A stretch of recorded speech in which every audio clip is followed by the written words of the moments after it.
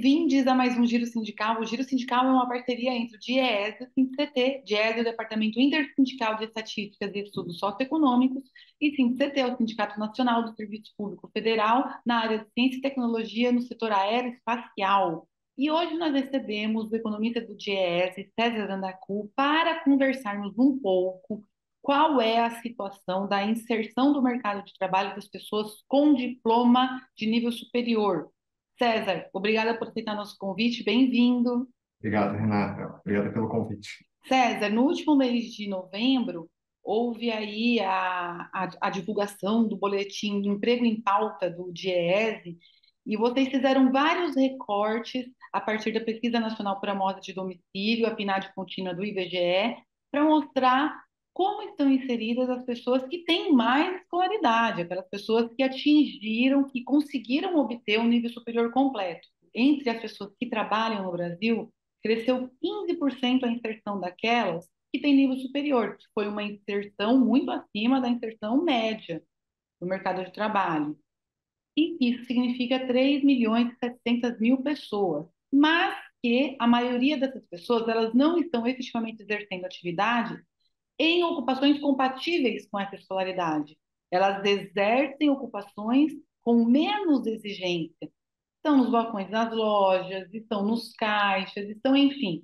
O que isso significa? E ainda a gente pode dizer que ter nível superior não é mais a garantia de ter um bom emprego ou um melhor emprego? O que a gente conseguiu ver nesses dados é que as pessoas com nível superior, de um modo geral, na sociedade, teve um aumento desse contingente, né? Porque desde os anos, final dos anos 90, principalmente nos anos 2000, teve uma expansão bem significativa de vagas nas universidades públicas e também nas faculdades privadas, universidades privadas, né? Para ensino superior, para curso de nível superior, né? E essas pessoas conseguiram, né, boa parte delas, conseguiu uma inserção no mercado de trabalho. Mas, como você disse, boa parte dessas pessoas não conseguiu um trabalho condizente com o nível superior, né, com o diploma de nível superior. Então, tem essa distância e para a gente tem vários fatores que vão influenciar. A gente acredita que o diploma ele dá mais chance de você entrar, né, conseguir uma inserção no mercado de trabalho, só que isso não quer dizer um bom emprego, um bom trabalho, um trabalho condizente com essa escolaridade. Uma atividade que poderia ser de uma pessoa, vamos dizer, que tivesse só um nível médio de ensino, e muitos empregadores contratam uma pessoa com nível superior com salários de nível médio. E por conta de desemprego, falta de oportunidades mesmo, as pessoas têm que aceitar, né, por necessidade financeira também, elas têm que aceitar essa inserção menos qualificada.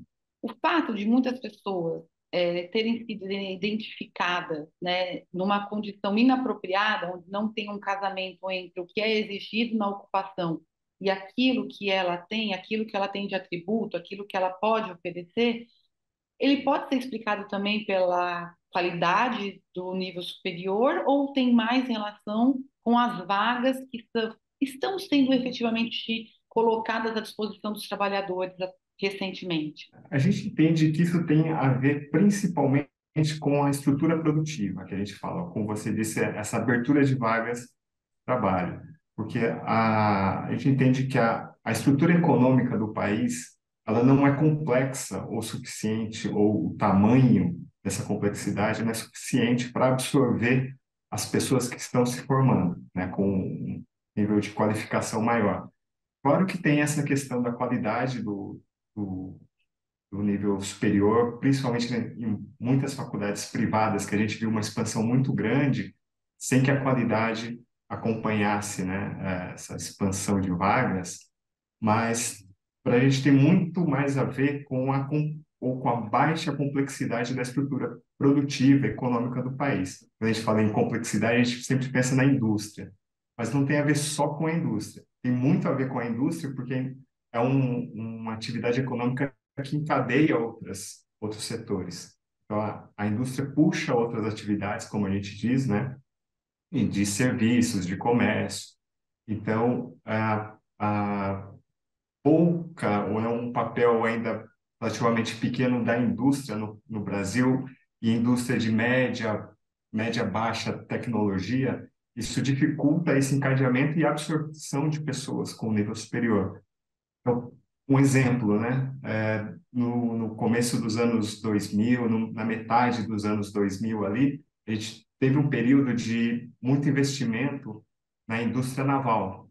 Então, a produção de plataformas, de navios. Isso, claro, isso exigia uma qualificação, né, que contribuía para absorver essa mão de obra que estava se formando. E a partir desse tipo de investimento abria outros setores, né? Por exemplo, serviços jurídicos, administrativos, isso ia puxando outros setores para absorver essa mão de obra que estava se qualificando. A partir do momento que a gente não tem ou diminui muito esse investimento da indústria e na indústria, né, no setor industrial, isso também bloqueia essa absorção dessas pessoas. Então, tem muito a ver, no nosso entendimento, com a estrutura produtiva, de um modo geral, do país. Claro que precisa também, né, uma fiscalização aí, uma regulação no setor privado, principalmente, né, da qualidade das faculdades que estão disponibilizando vagas, tal. Mas eu acho que tem esses dois papéis, né? Mas a gente entende que está mais a ver com a estrutura produtiva do país. Você disse que tem uma baixa complexidade econômica e que isso favorece essa situação de vagas que não são para pessoas tão especializadas que têm nível superior. E são estruturas, então, mais complexas, não só na indústria. Muitos setores no Brasil ainda precisam de muito investimento, né? A gente estava falando da indústria, mas, por exemplo, infraestrutura. O Brasil ainda carece, inclusive nos grandes centros, né? A gente nem está pensando nas cidades médias ou pequenas, ainda precisa muito investimento em infraestrutura, né? Saneamento, energia elétrica, recuperação do meio ambiente, enfim. São muitas atividades ainda que poderiam demandar, que exigem, na verdade, pessoas com qualificação para trabalhar nesses setores. Tem uma atividade ampla no Brasil, mas que não exigem tanta qualificação, né? Boa parte dessas atividades não exigem essa qualificação, embora o país tenha necessidade. Então, tem um espaço, uma margem muito grande para investimento, né? E que demandaria essa absorção de mão de obra mais qualificada. Então, quando a gente fala em complexidade, a gente está pensando, né, uma coisa mais imediata. São as indústrias de tecnologia de ponta, né, de microchip, enfim, de semicondutores que precisa, né, mas também investimentos mais em outros setores, e, inclusive de computacional, né, serviços no setor de serviços, de tecnologia da informação, são vários setores que poderiam aumentar esse investimento, trazer uma tecnologia maior para o país, né? E também infraestrutura. Isso demandaria pessoas de maior qualificação, né? Nesse sentido da necessidade de mais investimento e mais adensamento da estrutura produtiva. O Giro Sindical volta já já.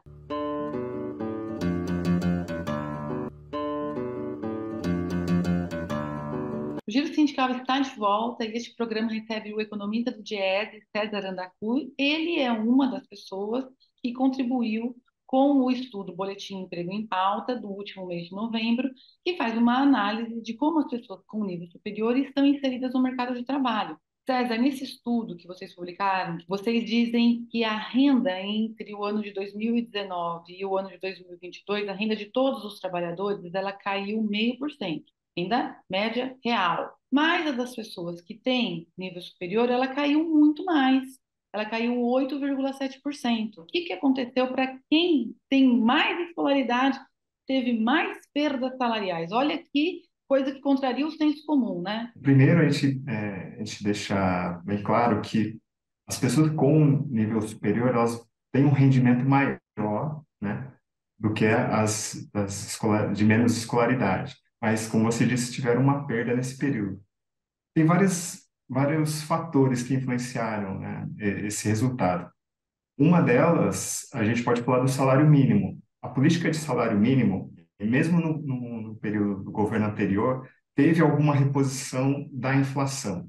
Então, o valor do salário mínimo não teve uma grande perda significativa, conseguiu se defender, vamos dizer assim, da inflação. Então, os salários mais baixos, eles ficam protegidos pelo salário mínimo. Daí a importância, né, de uma política de valorização do salário mínimo para proteger os menores salários. A partir desse ano, nós temos aí uma política de valorização, então não só a defesa contra a perda inflacionária, né, contra a inflação, mas também um ganho real, isso ajuda nos salários mais baixos. Então, na ponta, né, de baixo, você tem essa proteção contra a inflação, o que não acontece nos salários mais altos. Em geral, e aí entra o pessoal que tem nível superior, eles estão mais suscetíveis às leis de mercado, vamos colocar assim, do mercado de trabalho. Então, depende muito do valor que é proposto pelos empregadores, né? E muitas vezes não consegue, a negociação não consegue repor a perda salarial do período. Aí a gente volta também, a gente frisa a importância dos sindicatos, da negociação coletiva para proteger os salários e conseguir algum ganho real, principalmente nos períodos de crescimento econômico. O fato de ter muitas pessoas que conseguiram, com nível superior, que só conseguiram uma vaga de trabalho de ensino médio ou menos, isso ajuda a puxar para baixo, vamos colocar assim, o patamar salarial, né? Então, se a gente pegasse as pessoas com nível superior que estão em cargos típicos, que a gente fala, né, típico para quem tem essa escolaridade, o salário vai ser maior, né? E quando tem as pessoas com nível superior em atividades de nível médio, ela vai puxar para baixo. Acho que outro fator também que a gente não pode deixar de mencionar é que nesse período que a gente estava analisando entre 2019 e 2022, né, os últimos trimestres ali, final de 2019 com final de 2022, que eram os dados disponíveis naquele momento. É, Nesse período teve uma inflação bem relevante, principalmente ali durante a pandemia, em 2020, 2021, né? Também efeito externo do comércio internacional acabou afetando, isso trouxe uma perda generalizada, né, nos salários do país, mas como eu disse anteriormente, pelo menos os salários mais baixos estavam mais protegidos pelo salário mínimo. É muito comum a gente ter ouvido frases, cada um de nós aqui ter passado pela situação mesmo de pegou um transporte por aplicativo e falou: olha, hoje o motorista era engenheiro, a motorista era formada em direito, era formada em psicologia, o entregador que veio aqui hoje também tem formação de nível superior. Esse boletim ele investigou precisamente o que tem acontecido com esses profissionais que trabalham via plataforma. E qual foi a realidade que foi encontrada? É muito grande esse casamento? É maior do que nos outros setores? Ou é equivalente, não é maior, é compatível com o que observa no restante da economia? De um modo geral, vamos dizer, o resultado foi coerente. Assim, a gente aproveitou uma pesquisa que o IBGE fez, especificamente do final de 2022, dentre outros, né, dentre outros itens que eles foram pesquisar, essa questão do trabalho por aplicativo, ou de uma forma mais ampla, do trabalho por plataforma. Mas essa especificamente do motorista por aplicativo e as entregas, né, serviços de entrega de comida, de supermercado por aplicativos, e a gente foi dar uma olhada nesses resultados e, né, foi coerente com o que a gente está vendo, como você disse, assim, tem muita gente trabalhando como motorista por aplicativo, né, motorista de transporte de passageiros, entregador por aplicativos, e no Brasil, a gente está falando de quase 1.200.000 pessoas com nível superior nessas duas atividades, que a gente fez um recorte específico, né? Se a gente olhar só as pessoas com nível superior nessas duas atividades, e aí vai dar cerca de 150.000 pessoas trabalhando ou como motorista ou como entregador por aplicativo. Nós estamos falando que dentro de um determinado universo de trabalhadores, mais de 10% está incompatível. A gente vai fazer mais um intervalinho e o Giro Sindical volta já já.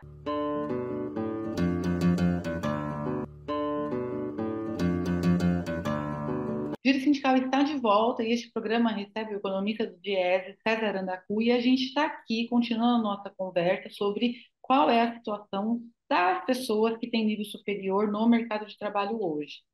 Uma outra informação que esse trabalho que o Diese fez e publicou no último novembro trouxe é que as pessoas que têm nível superior, mas que já vêm de famílias com maior nível de renda, elas estão mais bem colocadas, elas estão mais compatíveis entre a escolaridade e a ocupação. E as pessoas que são de famílias de menor renda, elas têm mais desincompatibilidade. Ou seja, quem vem de uma família mais pobre mesmo tendo nível superior, tem menos chance de estar atuando em um cargo que exija o nível superior, que são aqueles que pagam melhor, têm mais estabilidade, mais segurança, mais proteção social. É a força do tal do QI, que aí nas famílias que têm mais renda funciona melhor porque tem para quem e onde indicar os seus familiares ou tem outros fatores que explicam? E a gente sabe que o QI ele é um grande recrutador de mão de obra no país, de verdade. A gente brinca, mas é sério isso. Analisando isso, acho que tem vários fatores que também vão influenciar nesses resultados. Tem, sim, como você disse, essa questão das redes de contatos, né? Então, as pessoas de nível superior, que vêm de famílias mais ricas, elas têm essas relações familiares, profissionais, já de outras da geração anterior, enfim, né? As relações que vão se criando nas universidades, nas faculdades. Hoje, muitas vezes, as faculdades que têm mais aceitação no mercado de trabalho.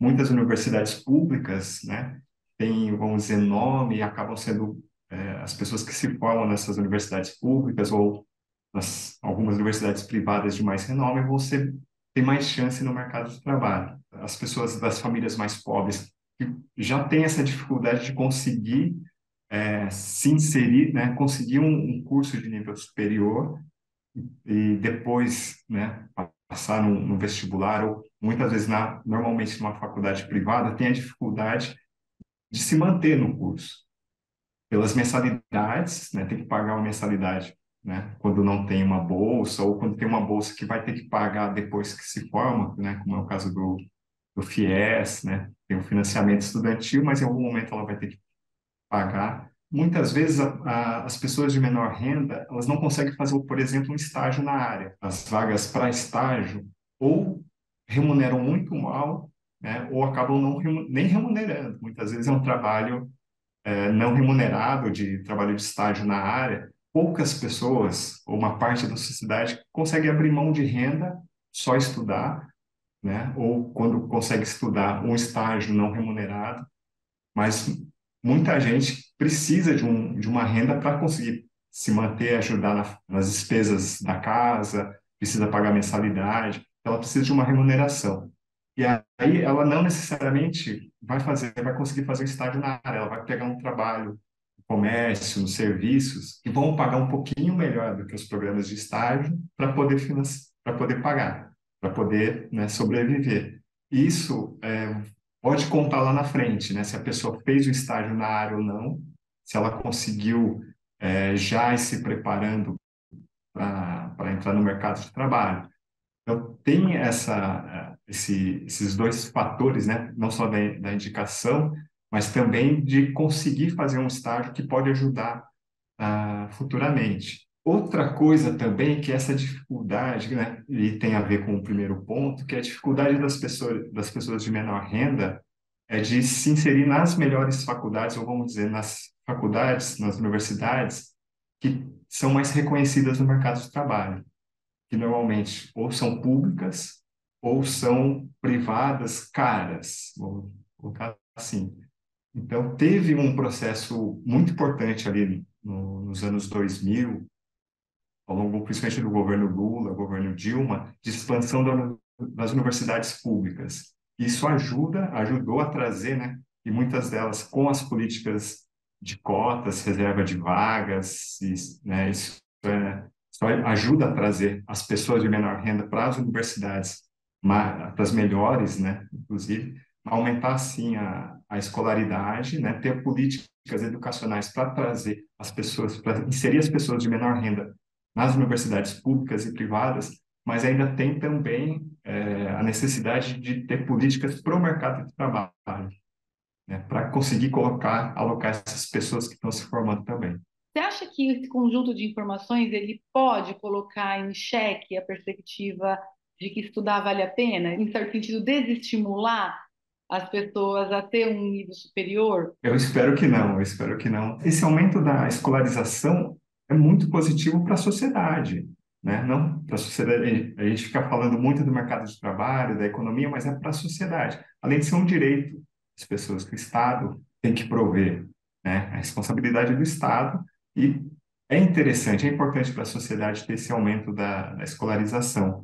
O fato de ter um diploma de nível superior, isso ajuda numa inserção, né? Ela tem uma chance maior de conseguir se inserir no mercado de trabalho, de conseguir um trabalho, embora uma parcela não seja condizente com a formação dela, mas ela vai ter mais chances de se inserir. Isso é um ponto positivo, pensando nessa coisa mesmo de sobrevivência, de ter uma vida melhor do que a geração anterior, aumentam as chances com um diploma de nível superior. Eu acho que esse boletim também, esse estudo, vai servir de um alerta para as políticas públicas, né, para os gestores. Eu tenho ter esse olhar para a área educacional, mas tem que ter também para o mercado de trabalho. A gente está fazendo um outro estudo, enfim, das pessoas que estão fora do mercado de trabalho. Muitos jovens que muitas vezes, né, se formam no ensino médio, não continuam, ou muitos abandonam o ensino médio, né? E um dos principais motivos são os afazeres domésticos, que é o que se pesquisa, né? Os afazeres domésticos ou o cuidado de pessoas. Então, muitas pessoas, né, principalmente de baixa renda, têm que parar de estudar, né, para poder cuidar de filhos, de irmãos menores, né, ou de vizinhos nas comunidades mais pobres, ter esse cuidado das pessoas, as pessoas de mais idade. Então, quando a gente está pensando em políticas educacionais, como incentivar o jovem a continuar estudando, por exemplo, a gente tem que olhar também para as condições das famílias, para dar esse suporte. Porque são políticas relativamente simples, por exemplo, de creches, de instituições de cuidado de pessoas idosas, que vão permitir que os jovens continuem estudando. A gente tem que olhar, né, ter esse olhar de todo, principalmente das famílias mais pobres, que precisam de vários tipos de políticas para permitir que elas estudem e se desenvolvam, né?